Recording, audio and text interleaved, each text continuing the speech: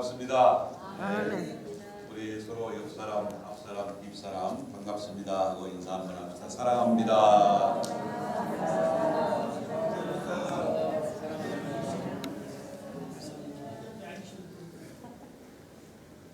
하나님 말씀 보겠습니다. 시편 1편이 되겠습니다. 1절로부터 3절에 있는 말씀까지 제가 읽어드리도록 하겠습니다. 복 있는 사람은 악인들의 꾀를 따르지 아니하며 죄인들의 길에 서지 아니하며 오만한 자들의 자리에 앉지 아니하고 오직 여호와의 율법을 즐거워하여 그의 율법을 주야로 묵상하는 자로다. 그는 시냇가에 심은 나무가 철을 따라 열매를 맺으며 그 잎사귀가 마르지 아니함 같으니 그가 하는 모든 일이 다 형통하리로다. 아멘.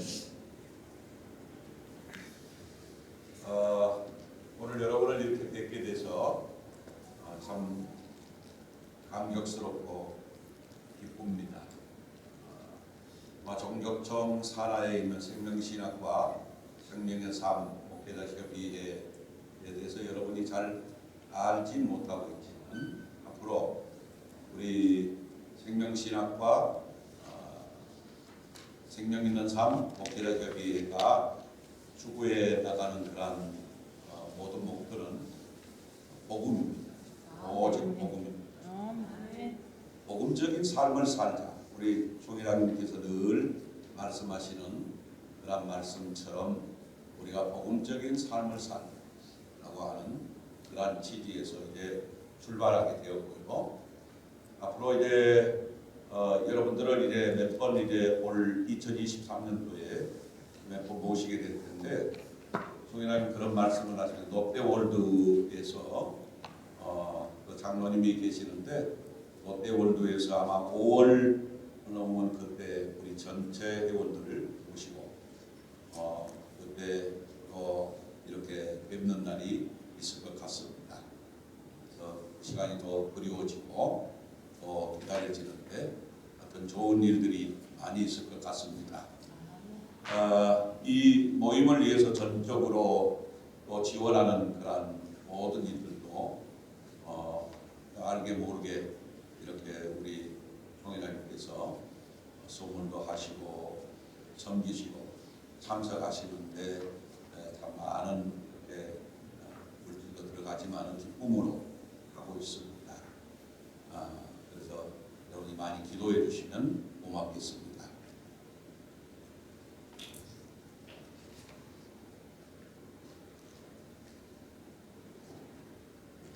오늘 저는 생명 있는 삶을 사는 사람들이 얼마나 복 있는 사람인가. 복 있는 사람이라고 하는 이 말은 아세레이 하이시라고 하는 히브리어로서 문자적으로 뭐냐면 축복들이 그 사람에게 있다라고 하는 이야기. 축복들이 그 사람에게 있다라고 하는 이 말씀은 축복들이라고 하는 그 축복은 장수의 축복도 있고 재물의 축복도 있고 명예의 축복도 있고 자식의 축복도 있고 이런 모든 축복이 복 있는 사람이라고 하는 아시레이 하시라고 하는 이 단어는 그런 의미를 말씀하고 있어요. 그러니까 우리가 복 있는 사람이라고 하는 이런 이야기를 할 때에 대부분의 세상 사람들은 어떤 재물을 축적하고 그러한 것들이 주어졌을 때 복 있는 사람이라고 이야기하는데 이거는 아주 다방면적으로 주어지는 믿음의 사람에게 주어진 그런 복을 이야기하고 있어요. 오늘 복 있는 사람이라고 하는 말은 복은 기독교 신앙의 핵심이라고 할 수가 있습니다. 왜? 예수 그리스도를 믿는 그 순간부터 우리는 복받은 사람입니다. 아멘. 그래서 구약에 복이라고 하는 단어가 두 단어로 사용되는데 바라크라고 하는 단어를 사용해요. 이 바라크라고 하는 단어는 415번 나옵니다. 그런데 이 바라크라고 하는 단어는 뭐냐면은 하나님이 긍휼을 베풀어 주셔서 죄로 말미암아서 멸망당할 수밖에 없는 그 인생들에게 우리 하나님께서 긍휼을 베풀어서 구원해 주시는 하나님이 우리에게 주시는 그 희생의 은혜를 우리에게 베풀어 주시는 그 그 은혜를 이야기하는 거예요. 그게 복이라는 거예요. 우리가 예수 그리스도를 믿음으로 말미암아서 구원을 받고 하나님의 자녀가 된 사람에게 주어진 세상 사람과는 다른 그러한 생명의 구원 바라크의 복을 우리 하나님이 주신 거예요. 그 다음에 두 번째 복음은 아세르라고 하는 단어의 복이에요. 아세. 이 아세르의 복은 뭐냐면은 하나님의 자녀들이 하나님의 말씀으로 순종하여 따라가면서 행함으로 말미암아서 받는 복이에요. 할렐루야.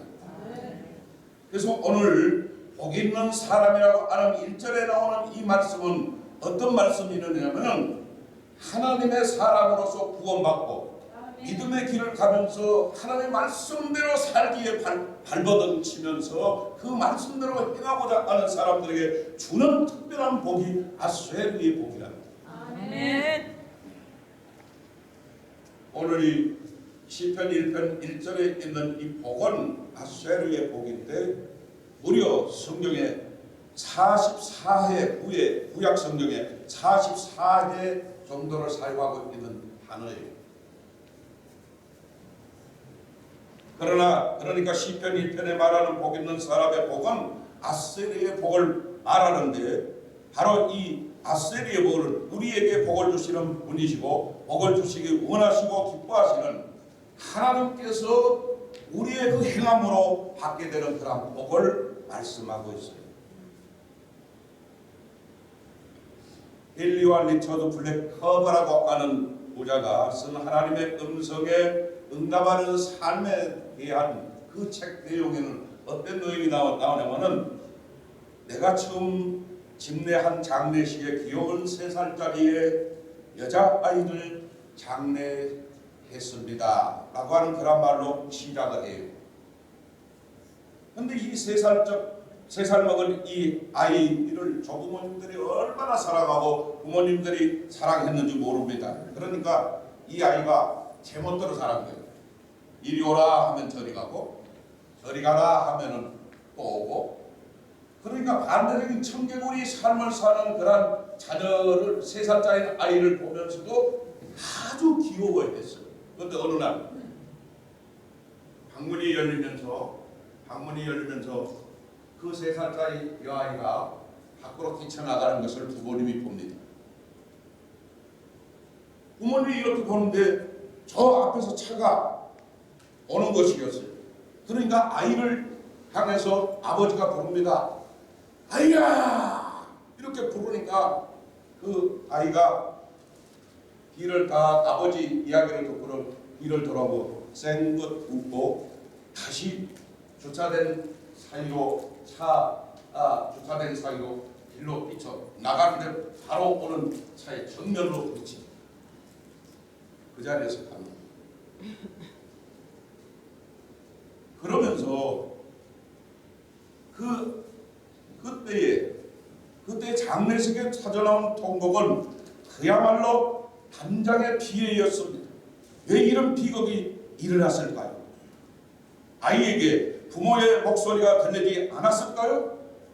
그렇지 않습니다. 부모의 음성을 들었지만은 순종하는 훈련이 되어 있지 않았던 것입니다. 오늘 시편 1편 말씀을 보십시오.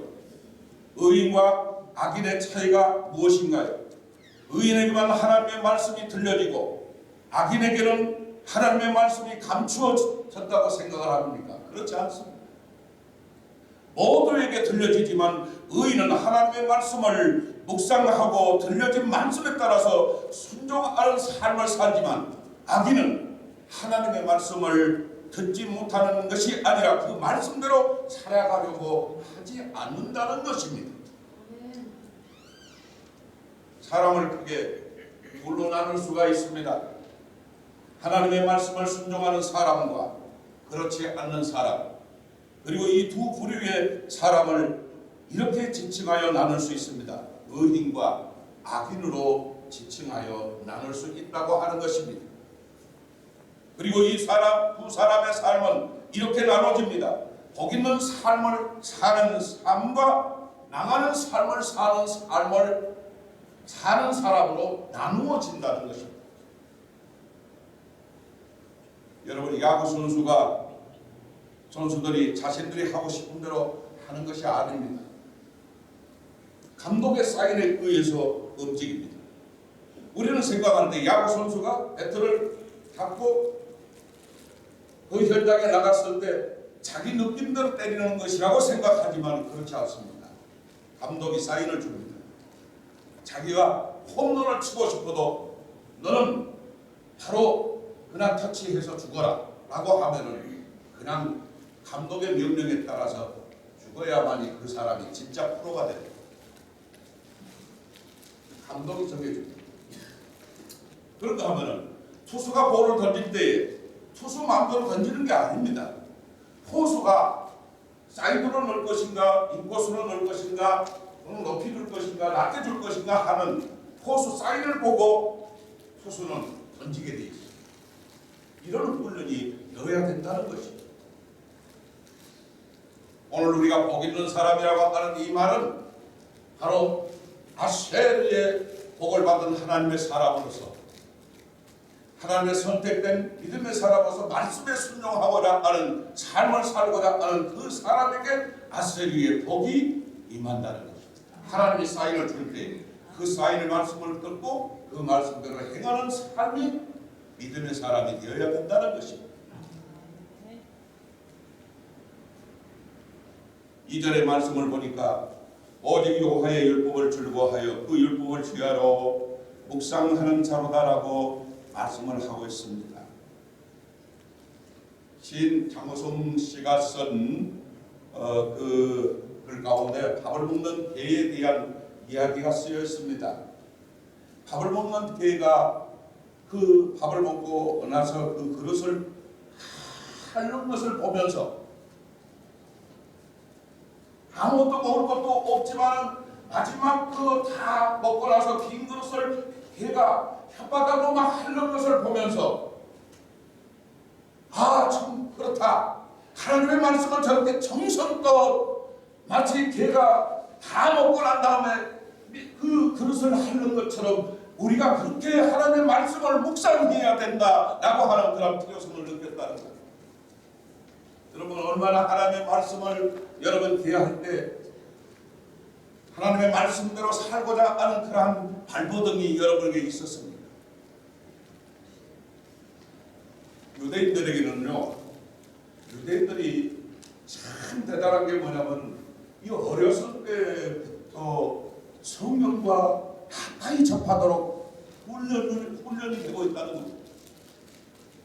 그래서 최고의 학자가 나오고 최고의 부자가 나오고 최고의 재력가가 나오고 최고의 두뇌를 가지고 있는 사람들이 나옵니다. 어떻게 기르냐면은 그럽니다.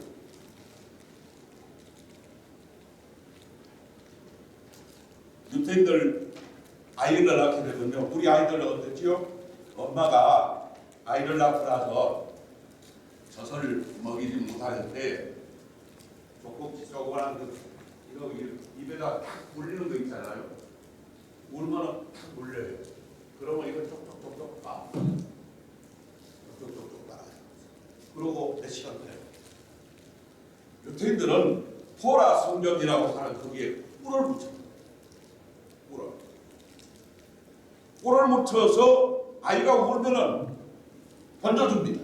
그러면 그 토라 성경을 아이가 입에다 딱 대주면 그거를 꿀을 빨면서 성경을 접하게 하고, 그가 글을 모르지만은 하나님의 말씀 성경을 접하게 하는 그런 훈련을 어려서부터 시키는 거예요. 그게 다른 거예요. 그러니까 하나님의 말씀을 묵상한다라고 하는 이 말씀은 그만큼 우리가 하나님의 말씀 한 구절을 가지고서 깊이 묵상하는 삶, 그리고 이 말씀이 나에게 어떻게 부딪혀오고 어떤 삶을 살 것인가라고 하는 그런 방향성을 항상 찾는 믿음의 묵상이 우리에게 필요해요. 아멘.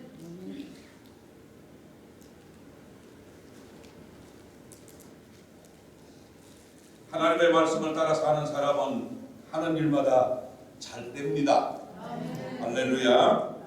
예, 여기서 잘 된다고 하는 말을 내 욕망이 이루어진다는 뜻으로 생각하면 안 되는 것이, 하나님의 말씀대로 살다 보면 어려움도 겪습니다. 여러분, 예수님의 제자들 보십시오. 사도들이 주님의 말씀에 따라서 살다 보니까 어떻습니까? 순교를 합니다. 우리가 인간적인 면으로 볼 때 순교가 기쁜 일은 아닌 것처럼 생각이 되지 않습니까? 그러나 우리가 가야 할 본향의 하나님의 나라는 이게 최고의 상인 것입니다. 한 번 죽는 게 도리인데 그들이 좀 더 살았다고 행복하겠습니까? 영혼의 관점에서 보면 그들은 영적인 승리자인 것입니다. 무슨 일을 만나든지 우리의 걸음걸이를 주님의 말씀에 굳게 세우고 꿋꿋이 살아가는 순간 우리는 이미 하늘에 속한 사람이 되는 것입니다. 시간이 자꾸 하니까 3절 말씀 보겠습니다.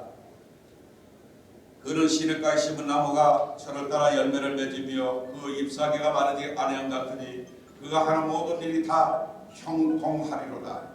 저는 여기에서 형통이라고 하는 단어를 발견하게 되었습니다. 여러분, 우리가 너무 좋아하는 말인데, 그런데 만일 우리가 원하는 것을 받는 모습이 형통이라고 생각한다고 하면 이건 정답이 아닙니다. 하나님께서 우리를 인도하시고 우리가 순종하며 따라가는 삶의 모든 모습이 형통의 모습입니다. 우리는 무엇이든지 잘 나가는 것이 형통이라고 합니다. 그런데 우리에게 있어서 진짜 통해야 할 것은 누구와 통해야 됩니까? 하나님과 통해야 됩니다. 그 사람이 형통한 겁니다. 형통의 의미를 모든 것이 잘 되어지는 것이 형통이다라고 하는 것이 아니라 고난 가운데서도 하나님의 섭리하심이 있는 겁니다.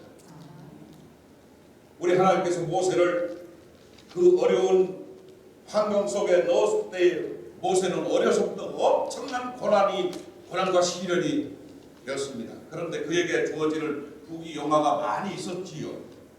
그대로 있으면 바로의 후계자로서 왕이 될 수 있는 사람이었고, 그리고 모든 민족을 다스릴 수 있는 그런 권세를 가지고 있는 사람이었지만 그는 모든 걸 포기했습니다.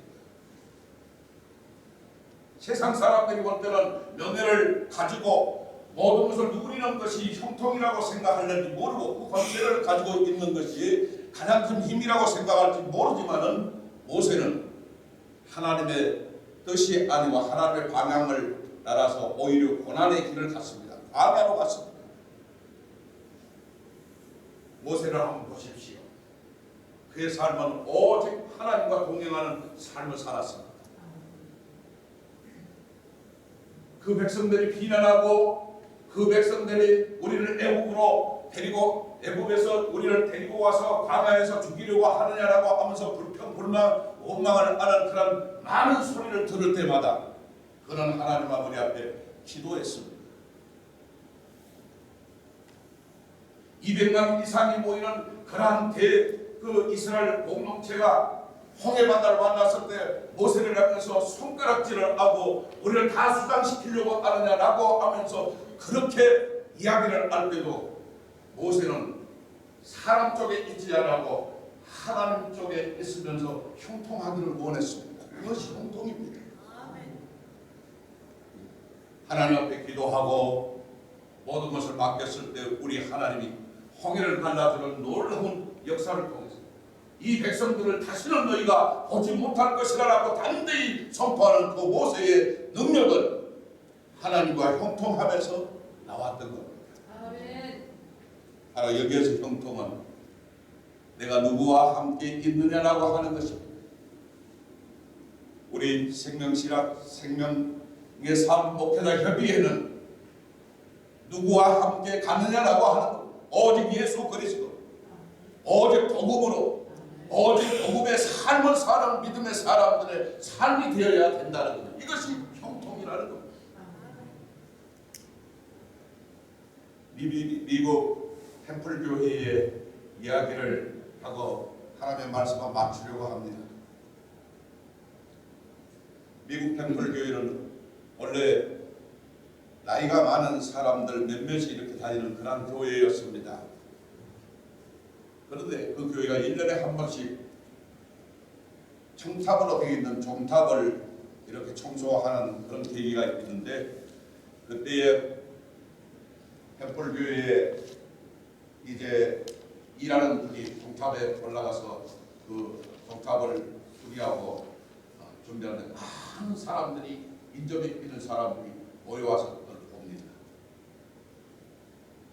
일을 마치고 그분이 내려와서 이야기가, 목사님, 왜 사람들이 이렇게 많이 이렇게 모여 있는 거예요? 라고 이야기를 하는 거죠. 그때에 목사님께서 그런 말씀을 합니다. 십자가에 올라가 있는 사람을 보기 위해서 사람들이 이렇게 모였습니다. 그렇게 말한 다음에 템플교회의 목사님이 큰 자기 자신에게 감동을 받고, 사람들이 십자가를 지지 아니할 때는 오지 않지만 십자가를 지려고 하니까 사람들이 와서 보는구나. 그 사람들의 왔던 그 사람들의 생각은 어떤 것이냐면, 저 청탑에 있는 저 사람이 언제 떨어질까라고 하는 그런 것을 보기 위해서 왔지만은, 목사님의 마음속에 어떤 감동이 생겼느냐면 십자가를 지는 그런 운동을 시작해야 되겠다라고 하는 생각을 그때 갖게 되었습니다. 그러면서 학교에서 십자가 운동을 하고, 봉사의 운동을 하고, 헌신의 운동을 하고, 각 회사에서, 학교에서 또는 그가 가는 곳마다 십자가를 지는 운동을 했습니다. 그런데 놀랍게 템플교회가 젊은 사람들로, 또 할 것 없이 나이 드신 분으로, 할 것 없이 많은 사람들이 모여들기 시작했습니다. 오늘날 거대한 아주 큰 교회로 성장하는 그러한 템플 교회가 되었다고 하는 것입니다. 사랑하는 목사님들, 우리가 형통하는 것이 무엇입니까? 하나님이 나와 함께하고, 하나님과 함께 우리가 손을 잡고, 하나님께서 말씀하시는 말씀에 묵상을 하고 그 말씀대로 살고자 하는 삶이 우리에게 드러날 때, 나타날 때 형통의 삶을 살 수 있음을 믿습니다. 그래서 우리 생명신학과 생명 있는 삶의 목회자 협의회 모든 목사님, 십자가를 지려고 하는, 그리고 희생하고 사랑하는 은혜의 성도가, 은혜의 목회자가 되어질 때 하나님께서 여러분의 교회와 가정과 현장을 크게 축복해 주실 줄로 믿습니다. 잠깐 기도하겠습니다. 하나님 감사합니다. 오늘도 저희들을 사랑하셔서 아버지의 귀한 말씀을 함께 나누게 하심을 감사합니다. 우리 생명신학과 생명 있는 목회자의 삶 협의회를 우리 안은 크게 축복하여 주시옵소서. 예수님 이름으로 기도하였습니다. 은혜 많이 받은 줄 믿습니다.